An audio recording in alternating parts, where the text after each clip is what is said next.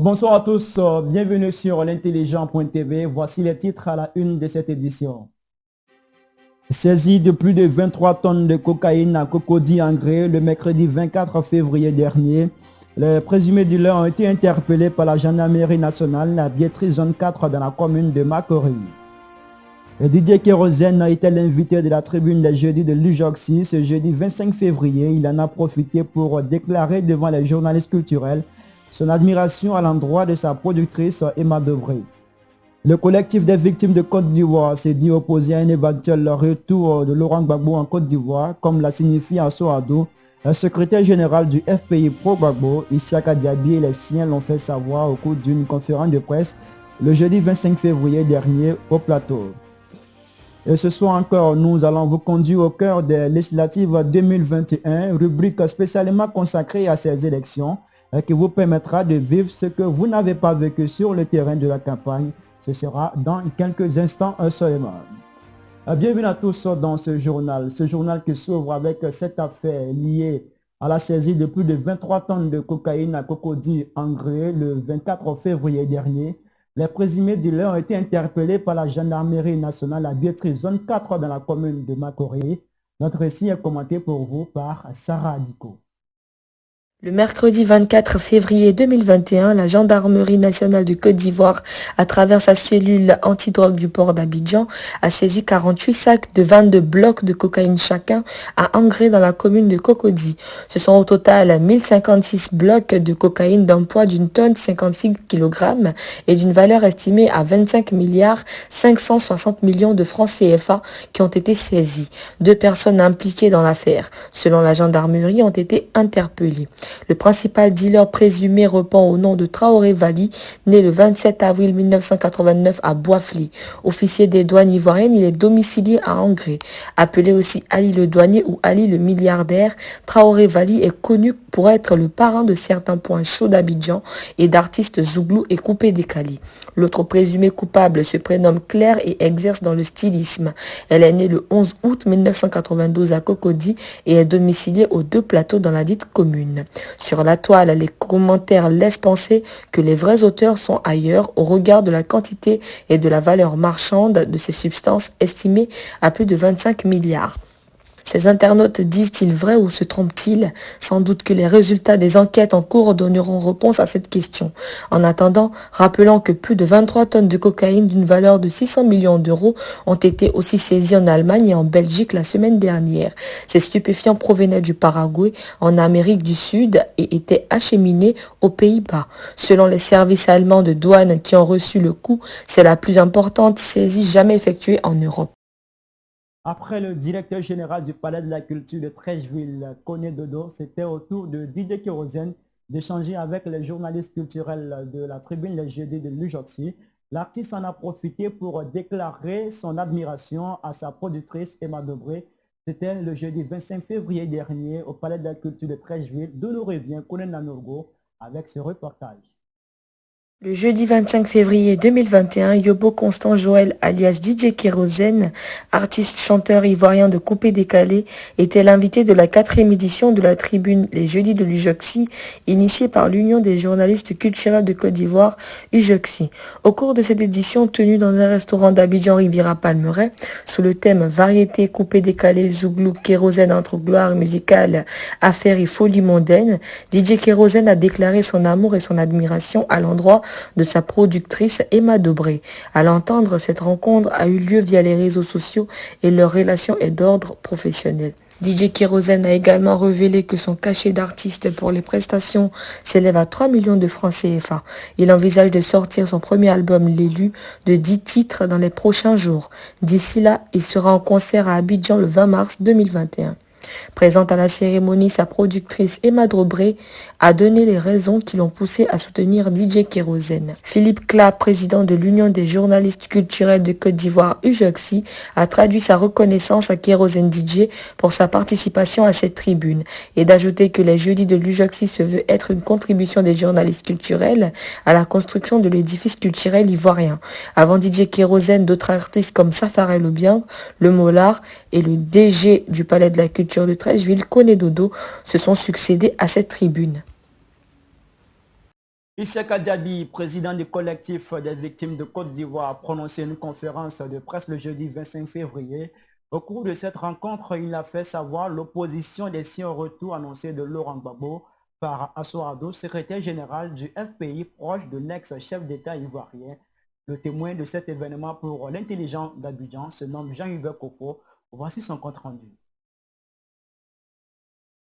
Le jeudi 25 février, à l'occasion d'une conférence de presse à Abidjan Plateau, Issaka Diaby, le président du collectif des victimes en Côte d'Ivoire, a marqué son indignation suite aux informations qui annoncent un retour imminent en Côte d'Ivoire de l'ex-président Laurent Gbagbo.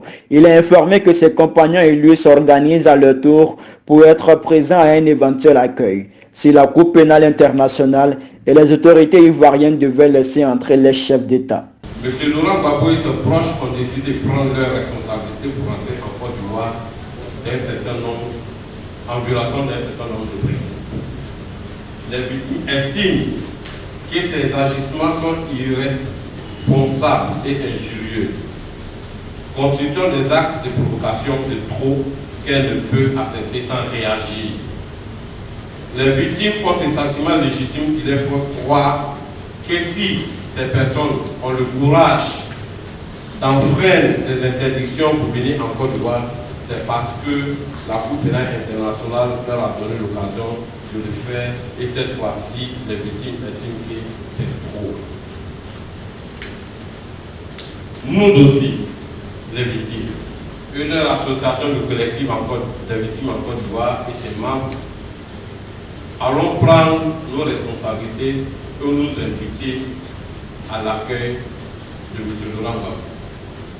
Nous interpellons donc la Cour pénale internationale quant au manquement concernant les enquêtes et les procédures qui n'ont pas eu de réponse et de suite jusqu'à ce jour.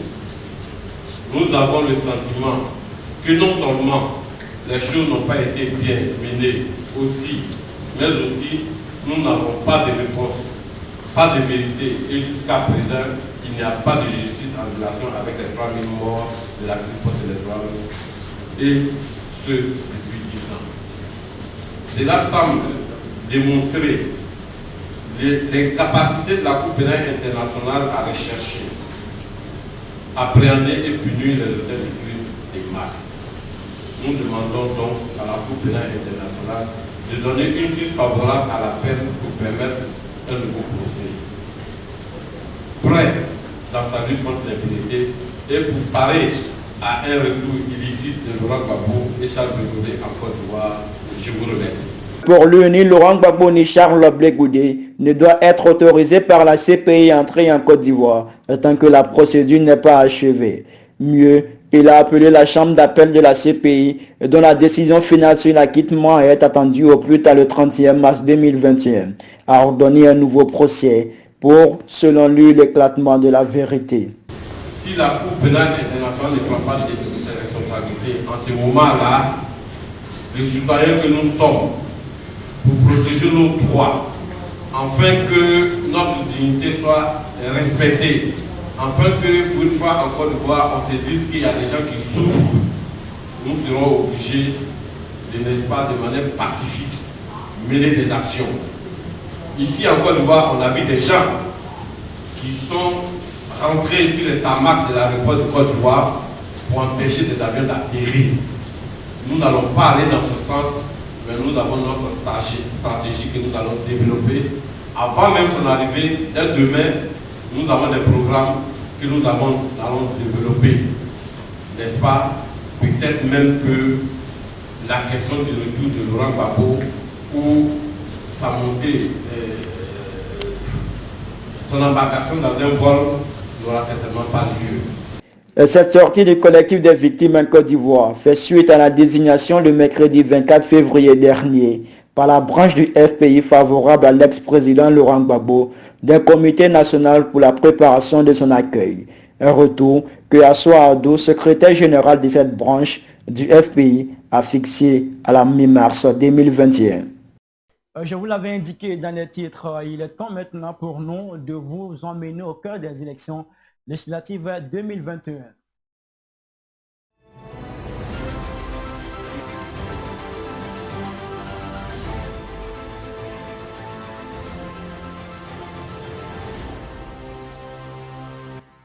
Nous y sommes à présent, plus précisément à Bouaké, dans le centre de la Côte d'Ivoire. Le candidat et tête de liste du RHDP à ces élections, Amadou Koné, appelle les militants à la mobilisation pour faire gagner le parti à Bouaké commune. Cet appel remonte au 26 février 2021, date à laquelle a eu lieu le lancement de sa campagne. C'est à la place Ado du quartier Dar es Salam de Bouaké que le candidat et tête de liste RHDP aux législatives du 6 mars 2021 à Bouaké commune, Amadou Koné, par ailleurs ministre des Transports, a procédé au lancement de sa campagne. L'événement s'est déroulé le vendredi 26 février dernier devant des milliers de Bouakois venus témoigner leur soutien et engagement au candidat. À ceci, Amadou Koné a rappelé l'importance de ces joutes électorales. Selon lui, il s'agit pour le RHDP de rafler le maximum de sièges à l'Assemblée nationale à l'effet de permettre au président de la République, président du parti, Alassane Ouattara, de mettre en œuvre son programme de société pour lequel les Ivoiriens, dans leur majorité, lui ont renouvelé leur confiance au soir du 31 octobre 2020. Pour cela, il les a exhortés à se mobiliser et à sortir massivement du site. Je reprends la partie. Pour cela, il les a exhortés à se mobiliser et à sortir massivement le 6 mars pour aller voter la liste RHDP. Cela pour demeurer dans la continuité car selon lui, Bouaké a un acquis au président Alassane Ouattara. Il a également invité les militants à ne pas répondre à aucune forme de provocation afin que les élections se tiennent dans un climat apaisé. Pour rappel, c'est à la place Ado que le président de la République Alassane Ouattara avait lancé sa campagne présidentielle en 2020. Un fait qui a poussé Adama Bictogo, directeur exécutif du RHDP, présent aux côtés de Amadou Koné, à dire que cela obéit à la symbolique d'une victoire éclatante. C'était notre récit avec la voix de Sarah Adiko. On reste toujours avec cette même voix pour la dernière étape de ce journal. La période de campagne rime bien souvent avec la réjouissance. Candidats et population rivalisent de talent en matière de danse sous plusieurs sonorités musicales. Pourquoi le font-ils? Élément de réponse avec Sarah Adiko. La période de campagne électorale a toujours eu des airs festifs sous nos cieux et en témoigne la musique qui est diffusée à foison. Cela y va sans doute de la stratégie de séduction des candidats qui ne lésinent pas sur les moyens pour contenter leur population, lesquelles ne boudent pas elles aussi ces moments de plaisir que leur offrent les candidats.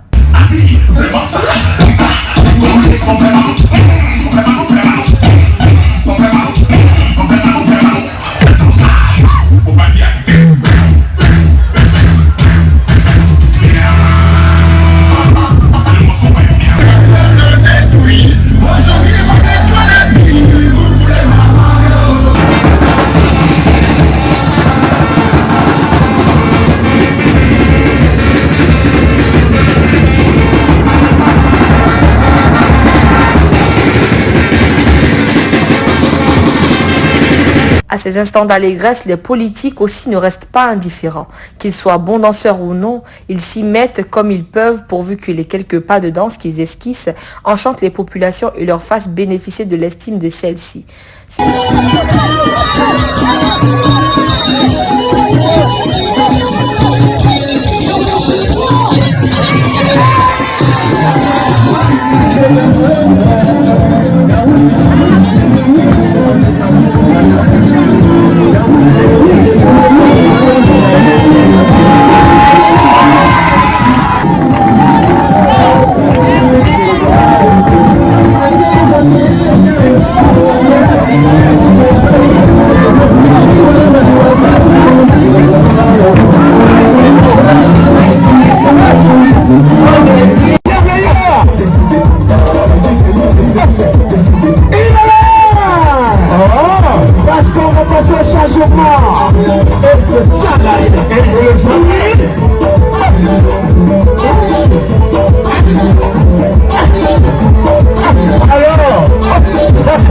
Et c'est ainsi que les choses seront jusqu'au jeudi 4 mars à minuit, date de clôture de la campagne, afin de reprendre dans la soirée du samedi 6 mars dans le camp des vainqueurs lorsque les premiers résultats commenceront à tomber.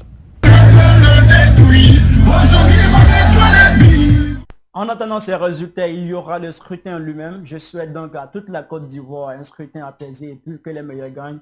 Retenez ceci, c'est Houphouët-Boigny qui nous le disait. La paix, ce n'est pas un vain mot, c'est un comportement. Bonne suite des programmes sur l'intelligent.tv.